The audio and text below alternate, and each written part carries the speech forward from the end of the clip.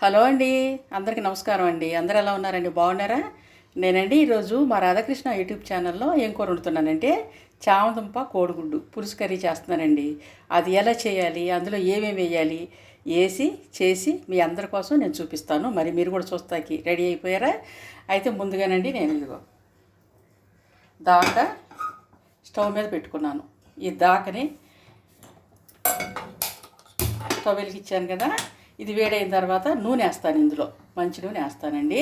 చామదుంపలండి చక్కగా ఉడకబెట్టేసుకున్నాను. పొట్టు తీసుకుని చిన్న చిన్న ముక్కలు కట్ చేసి పక్కన పెట్టుకున్నా. ఉల్లిపాయలు కూడా చిన్న చిన్న ముక్కలు కట్ చేసుకున్నా. ఇందులో నూనె వేసి ఒక చిటికుడు పసుపు వేస్తానమాట. నూనె వేసాను, నూనె వేడైపోయింది. ఇప్పుడు ఒక చిటికుడు పసుపు వేసాను, ఉల్లిపాయ ముక్కలు వేసానండి. లైట్గా ఉప్పు వేస్తానమాట. ఇందులో ఉప్పు వేసాను కదా, చాలండి. మళ్ళీ కూరలో చాలకపోతే అప్పుడు వేసుకుందాం. ఈరోజు వచ్చేసి నేను మా రాధాకృష్ణ యూట్యూబ్ ఛానల్లో చామదుంప కోడిగుడ్డు పులుసు చేస్తున్నానండి. గుడ్డుని వేయించట్లేదు, అంటే ఫ్రై కర్రీ అనుకోండి, మనం వేయించుకోవాలి కోడిగుడ్డు. ఇది పులుసు కర్రీ కదా, అవసరం లేదనమాట. ఇవిగండి కోడిగుడ్లు నేను ఉడకబెట్టుకుని పొట్టు తీసుకుని పక్కన పెట్టేసుకున్నాను. ఉల్లిపాయ ముక్కలు చక్కగా మగ్గినాయి కదా, నేను ఇప్పుడు ఏం చేస్తానంటే చామదుంప ముక్కలు అందులో వేసేస్తానండి. ఉల్లిపాయ ముక్కలు చక్కగా మగ్గిపోయినాయి కదా, ఇప్పుడు చామదుంప ముక్కలు వేసేస్తున్నానండి.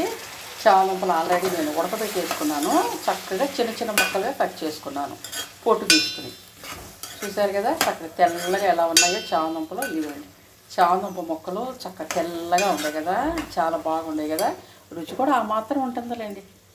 ఇప్పుడు ఏం చేయాలంటే ముక్కలు వేసేసాం, ఆల్రెడీ ఉడికిన దుంపలే కాబట్టి పెద్దగా ఉడకాల్సిన అవసరం లేదు. కారం వేసుకోవాలి. అంటే ఉడకటం అంటే కొంచెం మగ్గటం పెద్దగా అవసరం లేదు. కారం వేసుకున్నాను కదా. ఇదిగండి చింతపండు పులుసు పోసేస్తున్నాను. నేను ఇందులో ఉప్పు కారం అన్నీ వేసేసాను కదా. ఇదిగో చింతపండు పులుసు కూడా పోసేసుకున్నాను. చింతపండు పులుసు పోసుకుంటే మనకేమవుద్దంటే ముక్క చితికిపోకుండా ఉంటుందన్నమాట.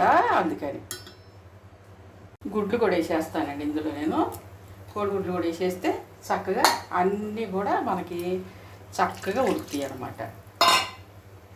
ఇదిగోండి అన్నీ వేసాను కదా, ఇందులో కారం వేసాను, ఉప్పు వేసాను, పులుసు కూడా చక్కగా పోసుకున్నాను.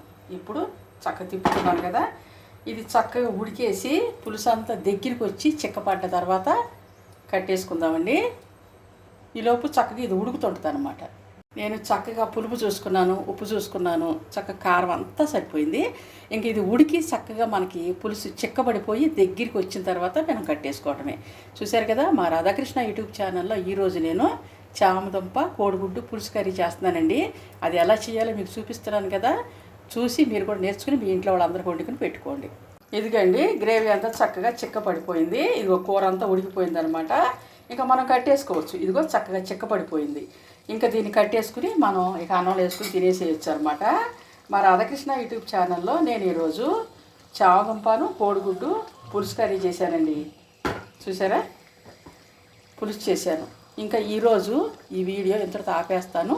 రేపు మళ్ళీ ఇంకొక వీడియోతో ఇంకో కర్రీ చేసుకుని మేము ముందుకు వస్తానండి.